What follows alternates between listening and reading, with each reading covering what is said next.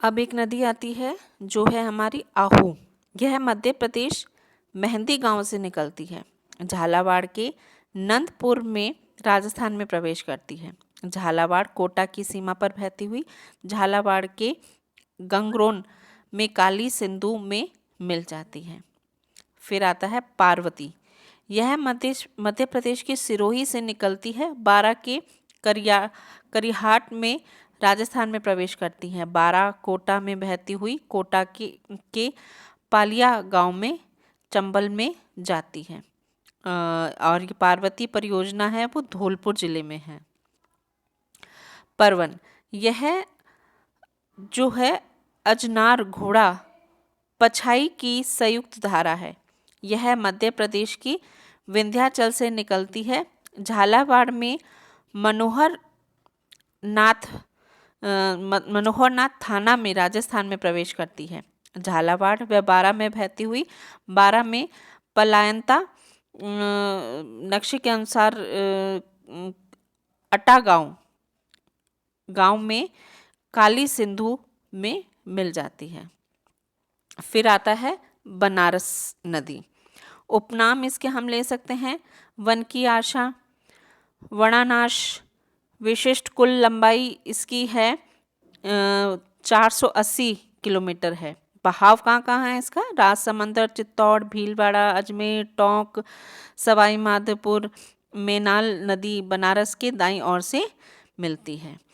राजस्थान में पूर्णतः प्रवाह की दृष्टि से सर्वाधिक लंबी नदी बनारस नदी का उद्गम राजसमंदर से चित्तौड़, भीलवाड़ा, अजमेर, टोंक जिले से होकर बहती हुई अंत में सवाई माधोपुर जिले के रामेश्वरम नामक स्थान पर चंबल नदी में विलीन हो जाती है।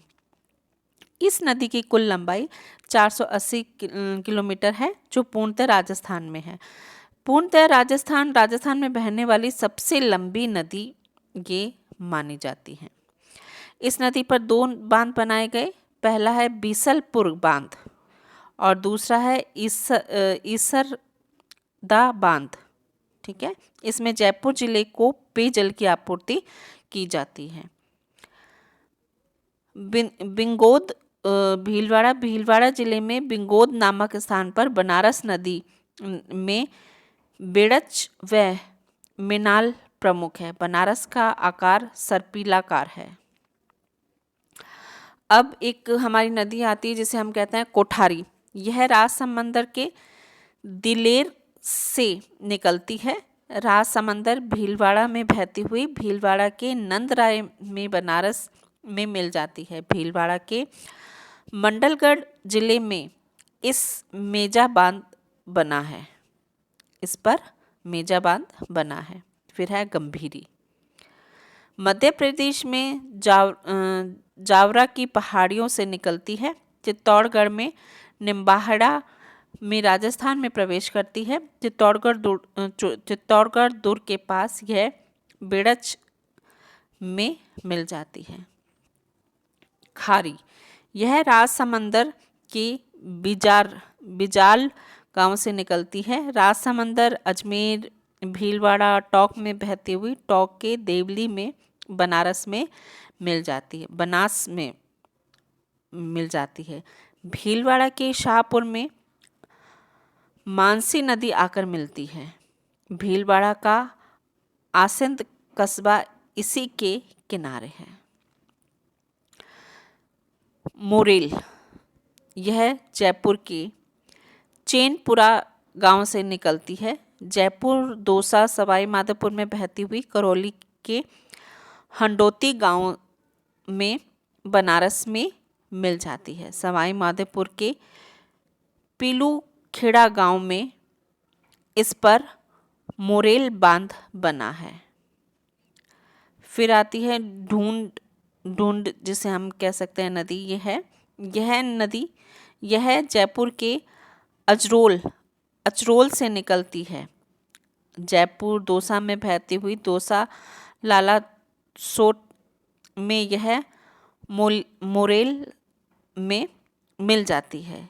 इस नदी के कारण जयपुर के आसपास का क्षेत्र ढूंढाल कहलाता है। फिर आता है बाण गंगा नदी।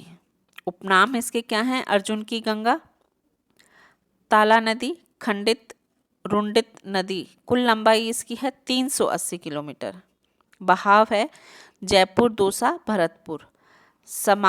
समापन है यूपी के फतेहाबाद के पास यमुना। यह एक मान्यता के अनुसार अर्जुन ने एक बाण से इसकी धारा निकाली थी, अतः इसे अर्जुन की गंगा कहते हैं। लगभग 380 किलोमीटर लंबी इस गंगा का उद्गम जयपुर जिले के बैराठ की पहाड़ियों से होता है। यह जयपुर, दौसा, भरतपुर में बहने के पश्चात उत्तर प्रदेश में आगरा के समीप फतेहाबाद नामक स्थान पर यमुना नदी में विलीन हो जाती। उपनाम इसे खंडित, रुंडित व ताला नदी भी कहते हैं। इस नदी के तट पर बैराठ सभ्यता विकसित हुई थी।